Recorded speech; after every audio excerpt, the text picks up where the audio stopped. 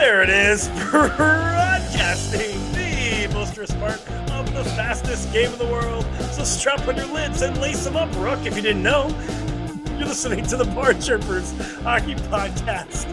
Take a laugh. This is not the second time that I just did the intro, and it's okay. We're just out here having a good time, drinking Faygo and listening to rap rock music because that's what we do. We're juggalos, right? I'm not actually, but Justin might be. He's wearing his Juggalo ICP sweater, so I'm here for it. It fits well. I decided to jump out of the box and not rock a team this week. Hey, it's cool merch. I like it. It's good merch. I am rocking the Chelly, old Chelly number 7 with the C Blackhawks because we'll get to that. But of course, we're the Barn Chirpers. Chirp at us at Barn Chirpers Pod on Instagram and the threads. We'd appreciate that and do all the stuff. We got a lot to talk about. We're going to try to do 30 minutes. That's funny. I'm wearing my Chelly today because Chelly is getting his jersey retired this Sunday versus the Red Wings, and I will be there in attendance. So this will be a good time. And actually, it's going to be a pretty star-studded weekend because also on Sunday, when the Hawks play the Red Wings, it'll be Patty Kane's first time back in Chicago since leaving Chicago. Wow. So I'm sure they're going to have a little video tribute to him as well. So going to be exciting. Going to be exciting. I get to see the Blue Jackets play the Buffalo Sabres on Friday. So I'll be wearing my Tage sweater. And battle of who can suck less. Battle of who can have the worst game ever. But I did see, I sent it to you, Justin, on the Barn Chirpers Instagram at Barn Chirpers Pod. The guy who did Elvis Merzlikins' goalie mask. Mm-hmm. Oh my God. I loved that video. I literally spent 10 minutes watching this, but it was so cool seeing how this guy airbrushed his mask. So I'll be curious to see if Merzlikins plays on Friday so I can see his mask up close. That'd be cool. And then Saturday will be an afternoon matinee. The Red Wings taking on the St. Louis Blues. So good star-studded hockey weekend upcoming. Can I say this before we move on to the next thing? Of course you can. I gotta go homer here. Look, everybody knows I'm the homer of the two of us. That's true. I'm true. Very, very homer. But two of those games that you're going to see, I need the Wings to lose both of them because my beloved New Jersey Devils are rapidly falling out of contention. Yeah, trying to get that wild card. Yeah, we're 4 points back of the Wings and need that to happen. What kind of world is this? What kind of season is this where I'm hoping that the Blackhawks and the Blues beat the Wings? Not great. Yeah. Well, I think the Blues are probably going to give the Wings a run for their money. They should probably beat the Blackhawks. But I don't know. Connor Bedard is back. That's the other thing why it's star-studded. It's because for a minute there, both Patty Kane and Bedard were injured. And I'm like, cool. I'm going on this road trip, this hockey barn trip, and the guys that I want to see aren't even going to be there. But they are back and healthy, so be able to see them play as well, which is a good thing. The Blues could take that one on Saturday, but we'll see what happens.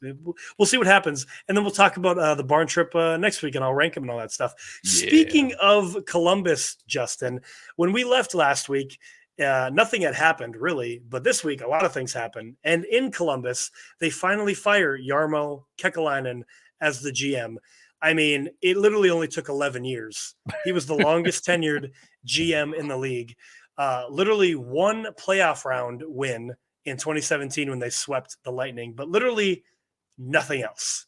Absolutely nothing. So I'm so surprised that he stuck around this long in Columbus.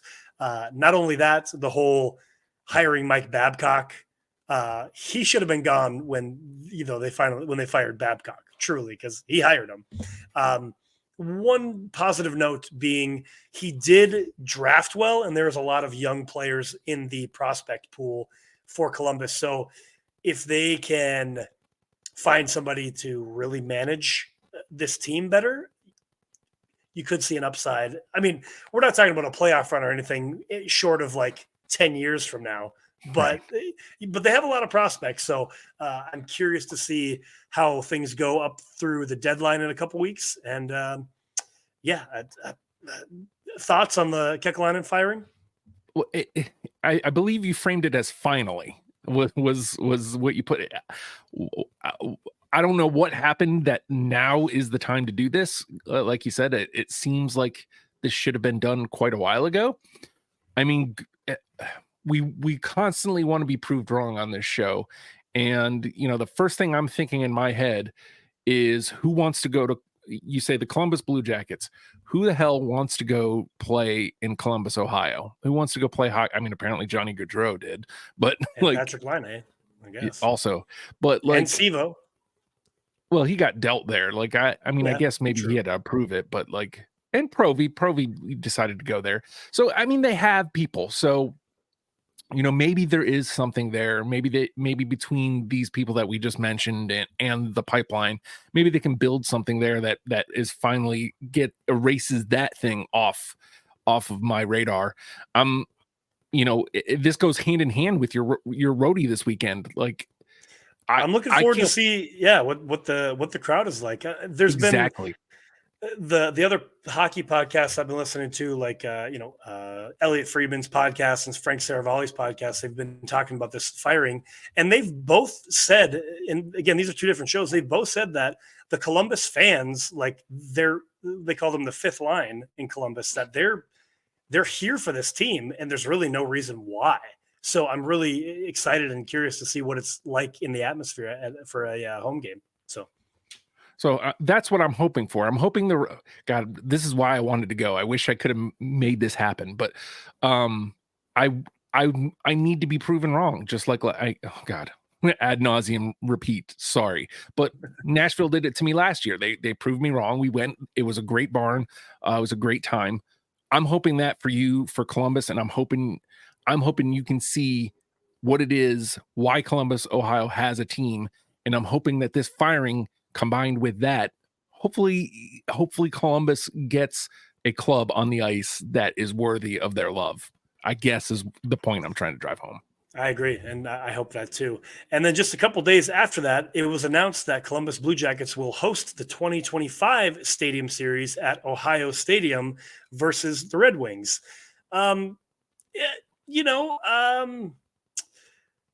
It's a big Ohio Stadium is a big stadium, so there's going to be able to get a lot of people in there. I don't know that maybe in 2 years they have the pull to get all those people packed out. I mean, of course the Red Wings fans have a big following, but I don't know, man. I mean, I don't have it off the top of my head, but I don't know how you're going to fill 70,000 seats. It's 100, brother. Is it 100? Oh boy. Yeah. How are you going to fill 100,000 seats? Truly. I mean, I would love to see it, but that's a lot of seats. So when I was watching the Stadium Series game Saturday, Dev's Flyers, this is when Bettman announced that. He said, how can we top 2 days of 70,000? So Giant Stadium, or whatever they call it now, was 2 days, 70,000. And he's like, how can we top 70,000? He's like, well, we need to go somewhere that can accommodate 100. So, I mean, he may have been rounding up. So it may be something more like 90,000 or something. Oh, no. 102,780. That is the capacity of Ohio Stadium. So, I mean, you know what? There's definitely, I would say you would get probably, if I'm looking at a lower end, 7,000 to 13,000 people that are just hockey fans that would come and buy a ticket, So you got that right there. Okay. I mean, just 100,000 seats is, that's a lot. It's a lot of seats, but I hope they can do it. I mean, there's still 2 years, so a lot can happen in 2 years.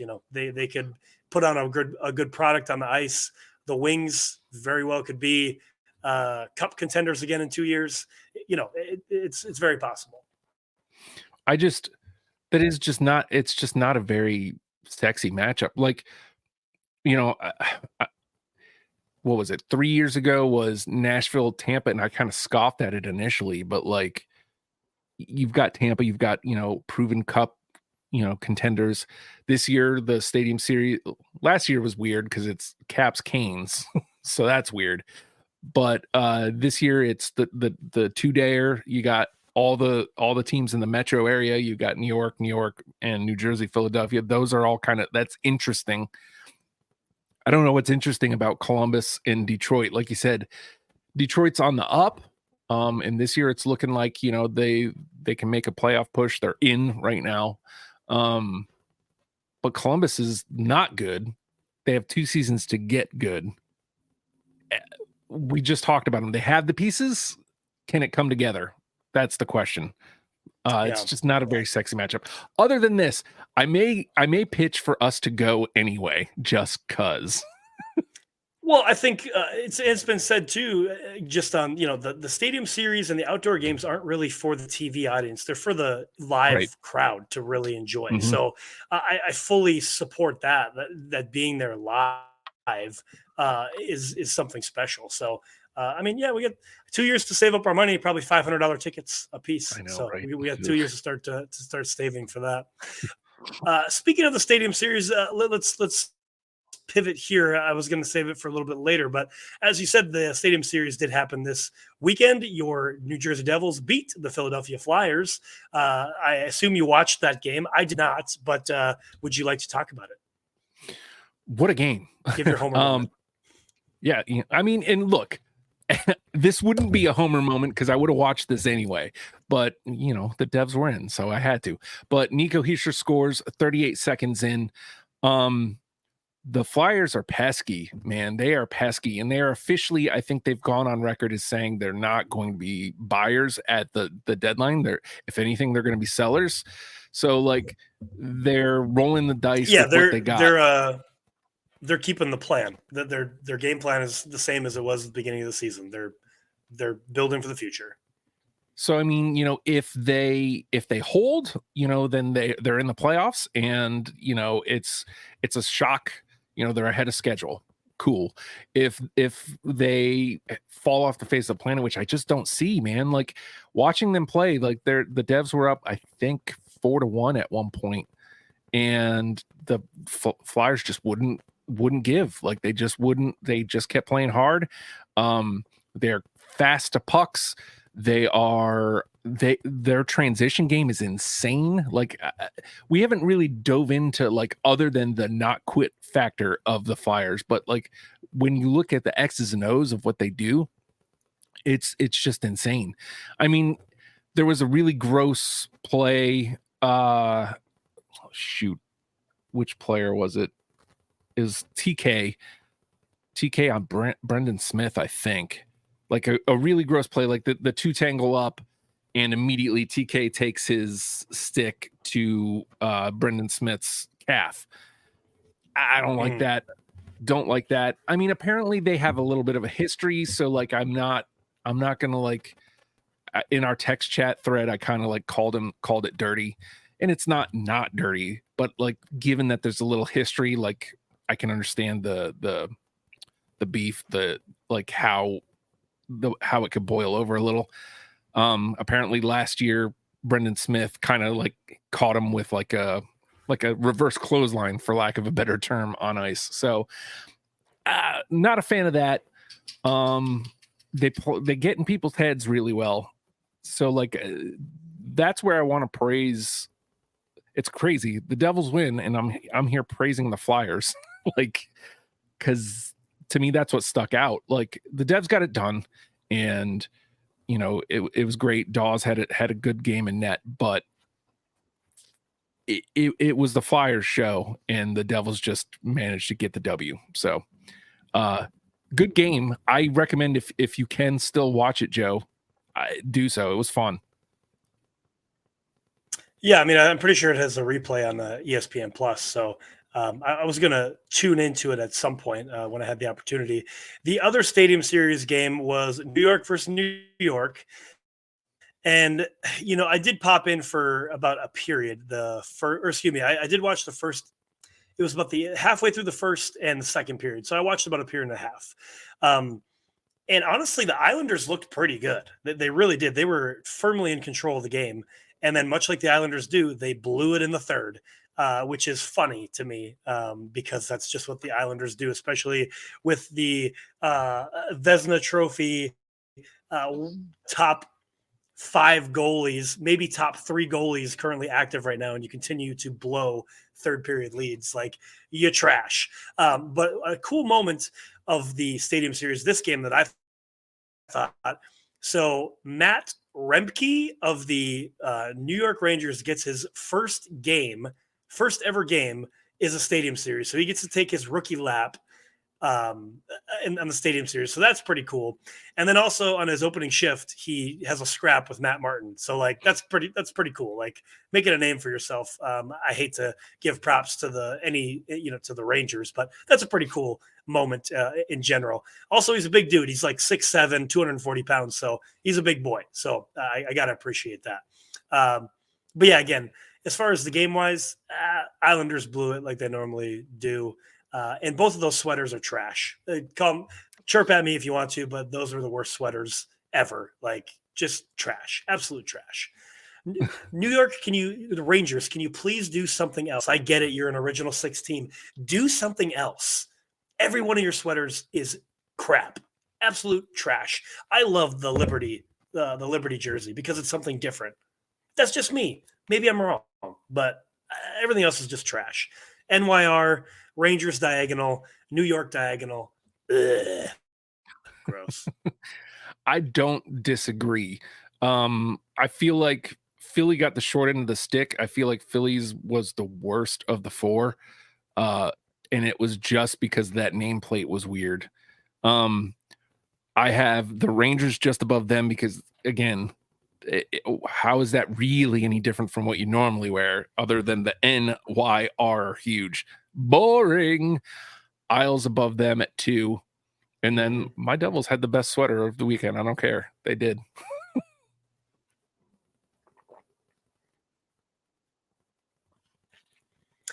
It was different than what they normally have, so you can't disagree with that. Moving on, this is just a quick note for the Rangers. Again, do we really care? Not really, because we're not Rangers fans, but Blake Wheeler will miss the rest of the season due to injury. So stinks for him. I don't love that. I do like Blake Wheeler as a player. And see him go down, that sucks. If the Rangers make a deep run, he may come back, but other than that, he's done for the season. So that stinks.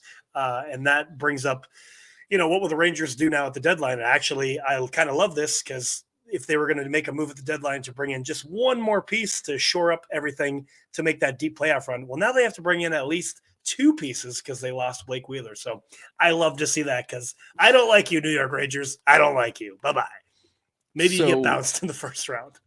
Again. So I don't know if you saw this. I know because I have him on my fantasy team, but Bread is day to day. Like, so Bread is I don't know if he's going to miss a game or not, but he's officially, he went on, they moved him from healthy to day to day. So maybe he doesn't play Thursday. Maybe the Devils beat the Rangers and that would be great. Maybe. We were speaking of the Islanders, so I might as well touch on this. It was also announced that the New York Islanders are going to host the 2026 All-Star Game at UBS Arena in, I guess that's kind of in upstate New York, isn't it? Or it's on the island, right? It's on the island. Yeah. I forget the name of the city. Yeah, makes sense because they're the Islanders. So yeah, something. But yeah, anyway, cool, I guess. Again, we've talked about our thoughts on the All-Star game, so whatever, 2026, it's a couple of years away, and who cares at this point? Moving on. So I had this in the I want to talk real quick about about Saturday. Saturday was a wild day in the NHL. I had this in the text thread, but dude, I watched 3 overtime games in the span of, about 30 minutes. First one I want to touch on, I was watching the Bees versus the Kings.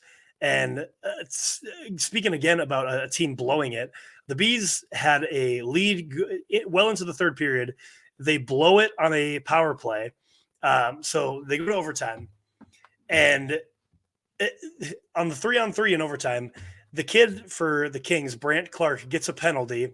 And you could see on his face, he's like, oh my gosh. And then he's a rookie. He's like, oh my gosh, so dejected sitting in the box.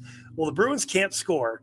And literally, when Brant Clark gets out of the box, he gets a breakaway and does a beautiful Mighty Ducks move, triple deke, and beats Allmark and wins the game in overtime for his first career goal. And I was literally like standing like, you have got to be kidding me. Did this really just happen? Because I don't like either team, right? I'm not a Bruins fan. I'm not a Kings fan. But I'm watching this as a hockey fan. I'm like, are you absolutely kidding me? You guys blew it. I turn over. I see the Stars and Oilers playing. Stars get a comeback tie on a power play in the final minute of the third. Matt Duchene scores in the power play. I'm like, okay, Dallas is running. They're going into they got the momentum. Going to overtime, 30 seconds in, they get a power play, the Oilers do, and they blow it. And again, I was like, are you kidding me? You just put the Oilers on the power play and you blew it. Way to go. And then I turn over and I see the Sabres blow Sabres come back to tie it 2-2. They go into overtime, and then they win about 90 seconds into overtime against the Wild. So it was a wild day on Saturday. And then the Panthers beat the Lightning 9-2, and the Maple Leafs beat the Ducks 9-2. So double 9-2 games on Saturday. It was a wild day on Saturday. I got to say, that's all I really have to say about Saturday. It was just wild. We also kind of, since you're here, kind of touch on this. The Bruins are kind of looking like we thought they would right now. They've kind of really come down to earth. Florida's caught up to them. They had passed them, but Boston since regained the lead. But they had a sizable point lead on Florida before the All-Star break. And since the All-Star break, Boston's been looking very pedestrian and very beatable. And, I don't know if this is just, maybe they were just on adrenaline from last season and firing on all cylinders. And this is just the team that they are. We'll see. The next couple of games will really tell us, are the Bruins who they were in the first, or is this who they are? And do they, good Lord, completely fall off the face of the planet? I doubt it. Still a good team. But it's interesting to see. Again, we were wrong on the Bruins, but there's still a slight chance right now that we might be right about the Bruins, and we're gonna be finding out very soon, because, like I said, they lost ground, and if they lose too much more ground, then where are they? Exactly. I agree. And then moving on, Monday was also a crazy day in the NHL. Of course, it was a national holiday, I guess, whatever. But there's a lot of hockey games happening.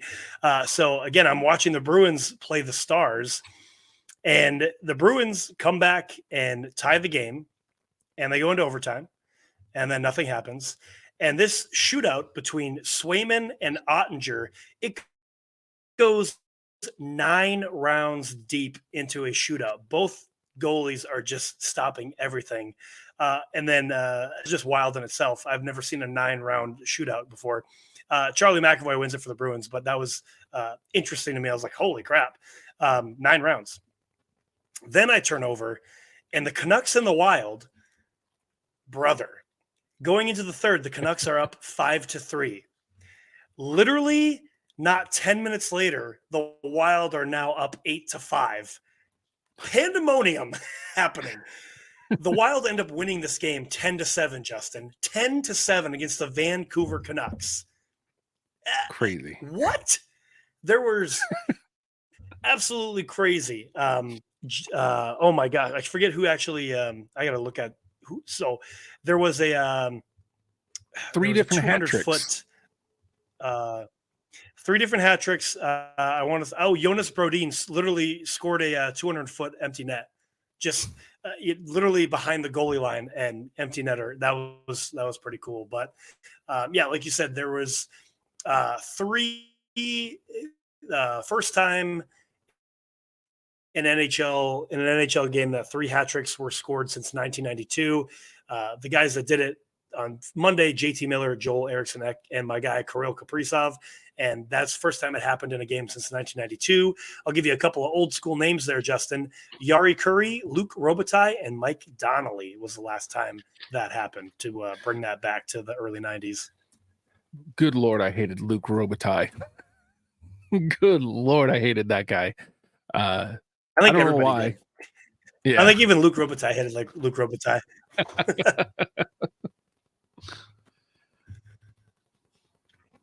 But so the speaking of hat tricks, I guess. Actually, I don't know where I was going with that. I had something else and I lost it, but that's okay. We're gonna recover here.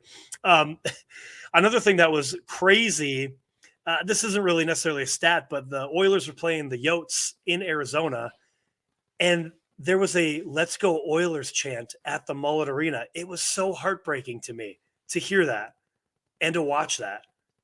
The Yotes were literally in control of the game heading into the third. They were up 3-2, and then all of a sudden Oilers score 4 unanswered goals in the third, and they win 6-3. Is like, dude, I we had high hopes for the Yotes, and I still do, but man, it's sure looking like all this other extra stuff is kind of hurting the squad, I think, and they are probably going to be sellers at the deadline, I would imagine. Yep. They're gonna get rid of all their UFAs, probably, because who's going to stick around if they don't know what the future of the club is, So that sucks, and it hurts my heart.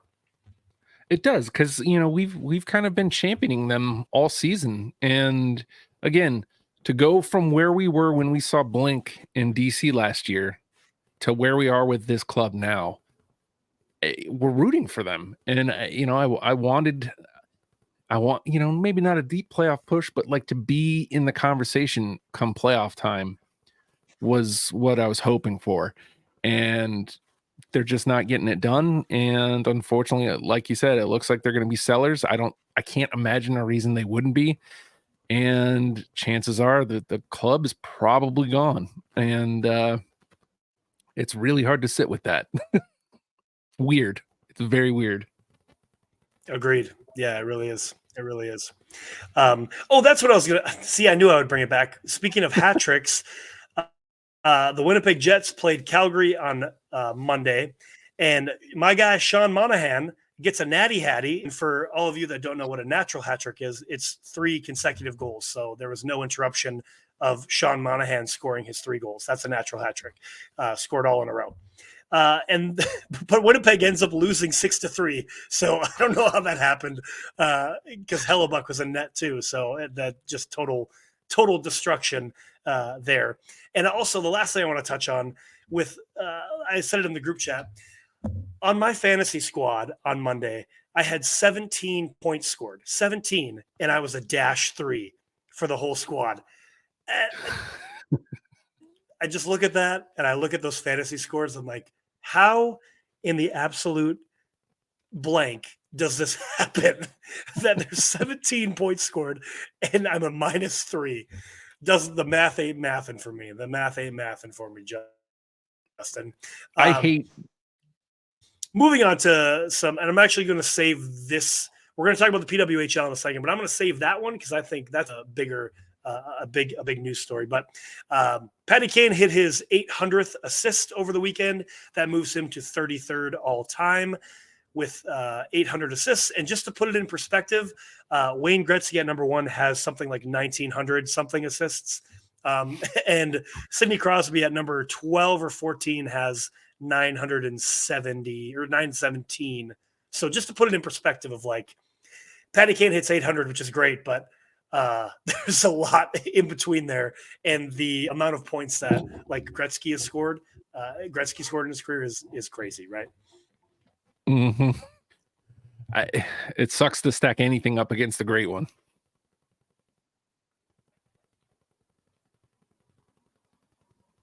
Oh, we must be on a delay. So I'm going to go ahead and take over. Another big story that I wanted to touch on before we get to the last big story in our stars of the week.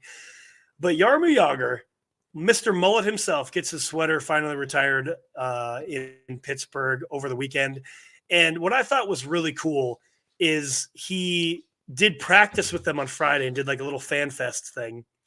He does his ceremony on Saturday before the game, and then he comes out and does warmies with them, and they all come out wearing mullets. And this is a great moment. I absolutely love this. Of course, the capital in me hates to praise the Penguins, but my gosh, I've been doing it the last few weeks with Sidney Crosby, loving on him. Growing up, I loved watching Jaromir Jagr, and dude, a guy like that getting his number retired is great to see. One of the greats of all time, for sure, especially in the era that he played in with so many other superstars. We just talked about it. Gretz, Mario, Sakic, Yzerman.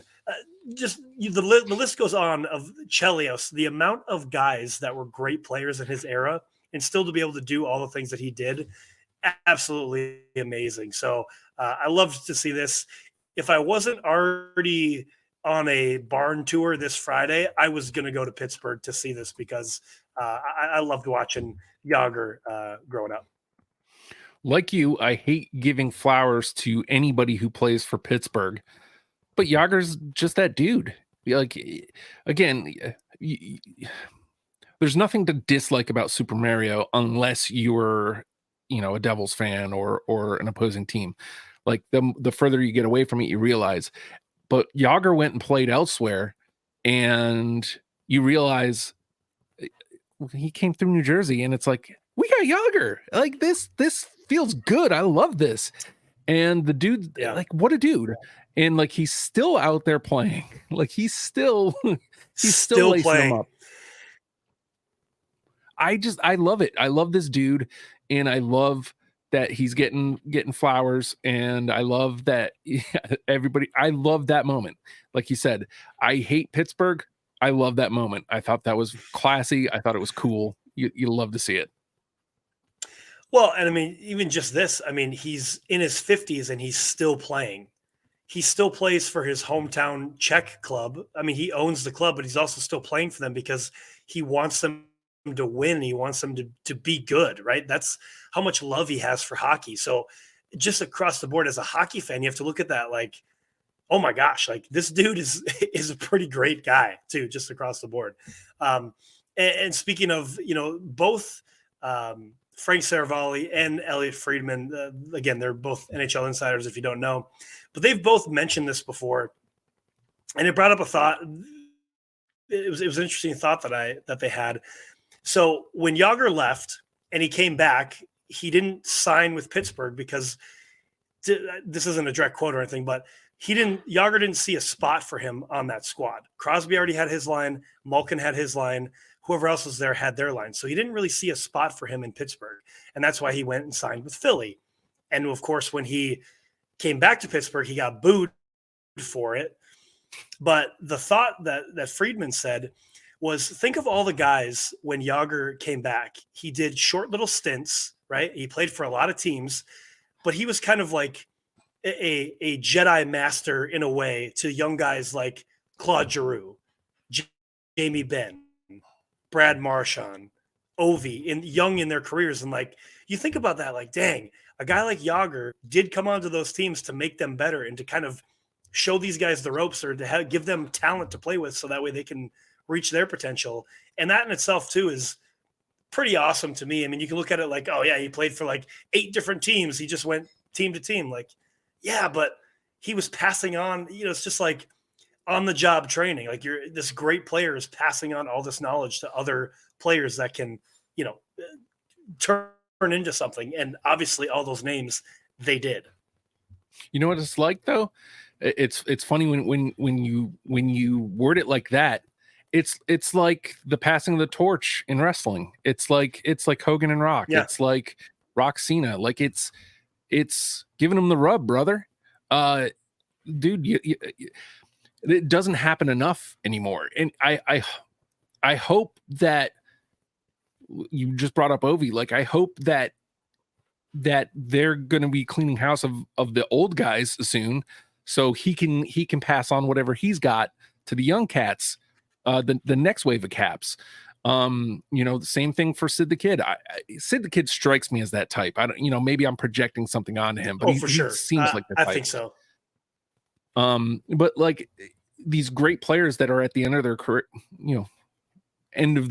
that they don't have much left, but like, I hope they're passing it on. I hope they plan to pass it on, and we need that dearly.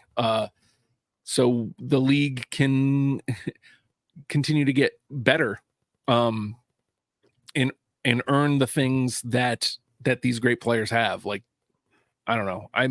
I'm spinning off from my original thought, but I hope that those two guys specifically are going to do that. Agreed. And speaking of Sidney Crosby, he scored his 406th even strength goal and passed Mario Lemieux for most in Penn's history. Also, that goal was his 9th career goal within 30 seconds of the game, which passed Bob Gainey for most all time, which is an interesting stat. Wow. I mean, again, we're officially like Sid the Kid pod, but dude's still doing it. So still doing it. And the biggest thing that I wanted to save and talk about was the PWHL. When Montreal played Toronto in Scotiabank Arena, they broke a previous record for attendance. And now the new attendance record for women's hockey is 19,285. Stick taps to the PWHL, and honestly to the fans that showed up to watch that game. Stick taps to you. We love to see it. I know that sports leagues are like TV revenue driven. And it's the PWHL is unproven on television because right now it's pretty much mostly in Canadian markets. But people are showing up and they're excited about it. And every game I watch on YouTube, I've seen literally almost every. I think I've missed one. There's a good 6,000 to 10,000 people watching on YouTube, and that's YouTube. Like that's people want this. They want this to succeed, and I hope that the holdout of a TV deal here in the States doesn't become a detriment. I'm hoping that these numbers that we're seeing, these attendance numbers, these I believe earlier in the year, we said 2 million people watched. I think it was the opening game on TSN. I'm hoping that these numbers are projecting something. So how cool would it be to be able to pop on ESPN Plus and watch PWHL game, Joe? Like, how cool would that be? Yeah, no, for sure it would. I mean, I think it's probably only a matter of time. I mean, again, it's a shortened season for PWHL. Maybe when we get to the off season and they can, try to negotiate something for their first full season next year. But I mean, you can watch Southern California at Tennessee Community College versus upstate New York by way of Ohio, Cleveland, Minnesota. That team play on ESPN Plus basket. Like, what I'm saying? Like, there's such a random game that you can watch all the time on ESPN Plus. So why couldn't we watch, or why couldn't they strike a deal for a professional sports team to be on ESPN? You know what I'm saying? Yeah. So those are my thoughts on that. I also think it's crazy kind of to expand upon your point, and I know I'm preaching to the choir here, but you can go on ESPN Plus on the weekend and you can watch National League Lacrosse, like the Professional Box Lacrosse Association. You can watch that. You can watch like D level college swimming. Like, yeah. Yep. I mean, it's cool. I love that that's available to me to watch. Sometimes I will, like, I was watching women's volleyball a couple months ago. Like, why not? Like, it was on. I'm just saying, like, if you take that same attitude and put it to WNBA, like I would so watch WNBA, the PWHL, make them available, and I guarantee you people will watch. It seems that simple. Anyway, it's that simple. It's that simple. Let's move on to our stars of the week. I'm not going to say 3 because I think we'll probably just have a couple apiece, but our stars of the week. And I will say this, I'm taking a week off of chirping anybody for quote unquote superstar check-ins, because I tell you what, I do it all the time, and all these guys that I chirp, they've been scoring and putting up massive amounts of points. So I'm not going to do any chirping this week and see what happens, because I mean, hey, should I take credit for it? I mean, probably not. It doesn't have anything to do with me, but maybe it does. Maybe it is my pushing the needle a little bit, pushing the needle forward. So I'm not going to do any chirping this week. But do you have a star you want to highlight this week, Justin? So this is a guy I missed out on last week. I should have had this guy on my stars last week. He's unfortunately been injured, so technically he isn't a star of the week. He's just a dude who showed up this year. And he plays for the Vancouver Canucks, and it's not a name you see going around a lot. It's Dakota Joshua. And I was just thinking that. I picked him up in fantasy because he was a hitter. Like, we've talked ad nauseum how I like my forwards that hit. So like I scooped him up for that. I took some notes. I wrote down his stat line. Nice. 13 goals, 13 assists for 26 points. That's solid. Joe, a plus 16. He's got a plus 16 on the ice and 195 hits. He contributes. And, he was on a points tear. Like he was starting to score goals. Like he was doing well with points. And then he got hurt last week. So just a little love for Dakota Joshua. It's not a name you hear a lot. And he is contributing to a team that has taken the league by storm. So his name should be out there, Dakota Joshua. I agree. That's a solid name. When you were saying what you were saying, I was like, I bet it's Dakota Joshua. So I've heard his name and seen his name up and around. So solid pick. I already talked about this guy, but it's Brandt Clark. And I don't remember if I said it when I was talking about him, but that was his first career goal too. So first career goal in overtime to win the game for the Kings. They made that comeback. They go into overtime. The kid gets a penalty. Looks like super dejected sitting there in the penalty box. Literally, I was thinking, oh, this kid's, there goes your job, kid. Comes out of the box, a perfect pass that I don't remember who passed it to him. It definitely wasn't the guy who, I would chirp. It definitely wasn't him, but it was a perfect pass off the boards, comes out of the box, and just totally, in basketball terms, breaks the ankles of Linus Ullmark and scores the overtime winner for his first goal. Kid, you saved your spot on the squad. Good for you. And it was a highlight goal. And, so he's on the stars of the week, Brandt Clark. So I'm going to go with a goalie here. And it's a goalie in the PWHL. By the way, goaltending in the PWHL is fantastic. Like, I had no idea, because I didn't know any of the names going in really, but I had no idea that they were going to be this good. But a name has really stuck out because when I think of Montreal, I usually think of Davienne. She's terrific. Elaine Shuley, who is the tandem tendy with Davienne, has a 961 save percentage, Joe. A 961. Wow. You love to see it. You'll love to see it. And, she plays every other game. So she's running tandem. But I don't know how she wasn't on my radar. I saw this number and I was like, yeah, like Montreal's got the tendies. So Davienne and Chuli specifically Elaine Chuli with her 961 save percentage. Yeah, that's unheard of. Truly. Absolutely unheard of. So stick taps to her. Okay, I got to give you a homer move here, and it's Alex Ovechkin. He's got 8 goals in 8 games, plus 4 apples, 12 points. He's finally heating up. I mean, it's at the end of the season now at this point. So, like, whew, buddy, he took a while to get here. But the grade 8 is showing why he's the grade 8. He's now at 838 goals, which puts him 56 goals away from tying Wayne Gretzky's record of 894. If I did that math correctly, I think I did. Right? That's it. Yeah. Hold on. Wait. minus 894. Yeah, 56. Okay. So he's 56 away from tying the great one. And I bring that up because he just did an interview with a Russian, news site or whatever. And he said that when his contract is done in 25-26, he's done. He's retiring from the NHL.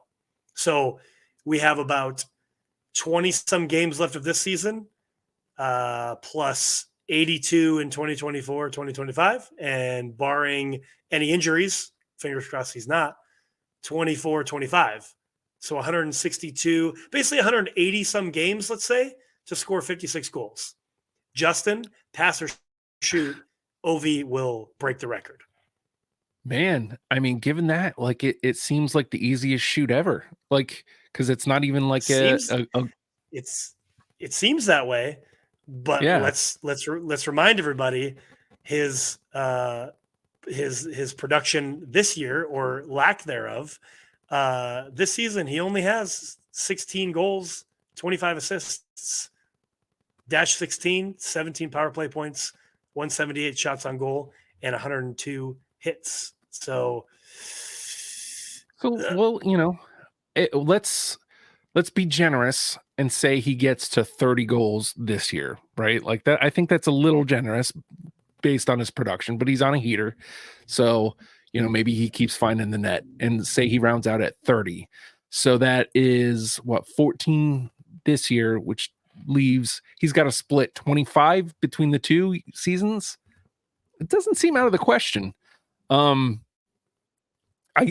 hear your point, but basically he's a couple heaters away from doing it. Like if he had, like, if Anaheim comes into DC on a night and Gibson isn't playing, Dostal's playing cold, and he rips a Hattie, like, I feel like I'm playing the odds and taking the shoot here, because I think even 6 goals more, maybe I take the pass. I'm saying a lot of words to say I'm staying on shoot. Yeah, I mean, I'm obviously, Ovi's my favorite player ever, so I think that he will do it, and he has plenty of a sample size to score 56. I mean, the only thing that I just don't want it to be like barely scraping by. I want him to break the record in typical Ovi fashion by scoring 40 goals a year, right?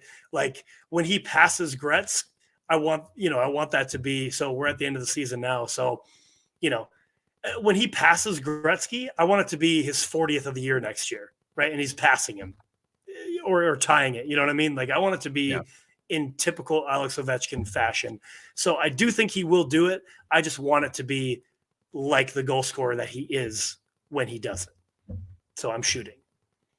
So to read your temperature, it feels like he's limping along. You want him to get back to it.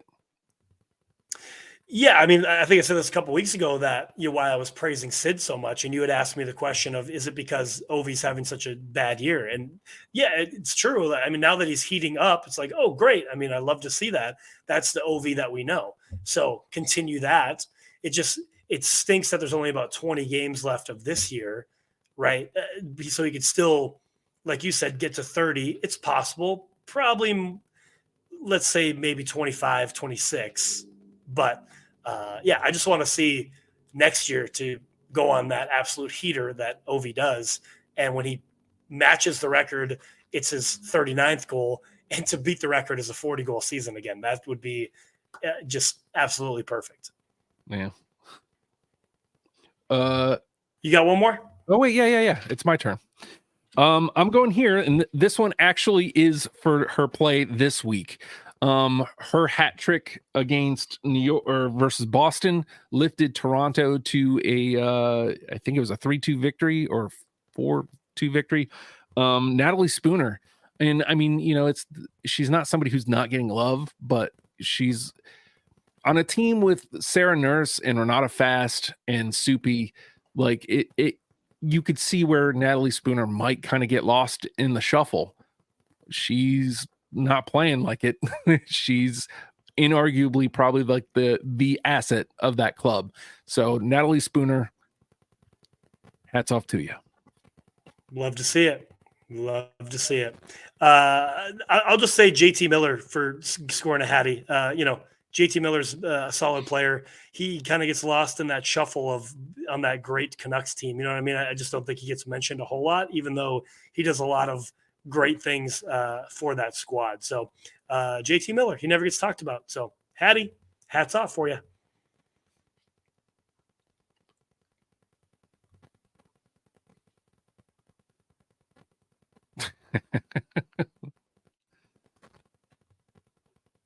Okay, so I guess with that said, that's about it. We're on a delay, so I'll just finish this out. So, everybody at Barn Chirpers Pod, do the thing with the like and the subscribe and all that stuff, and we appreciate it. Next week, I will rank where Detroit, Columbus, and Chicago fall in the barn list, and I will put them against the previous barns as well.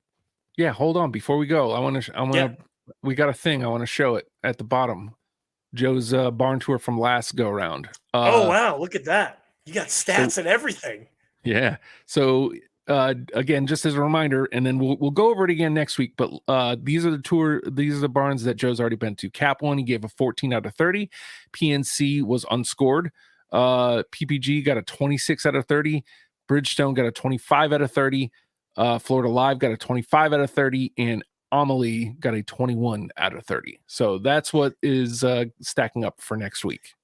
Yeah, I do have to, with that, I'll have to go back to PNC and see a Canes game and actually tour the barn, because when I was there, I didn't tour the barn. So it wouldn't be fair to score PNC without actually touring the barn, because that is the barn tour. Go figure. So until next week, folks, stay safe out there, play to the whistle, and keep your head up. Stick taps and sellies, boys. Clap it up. Weird one this week.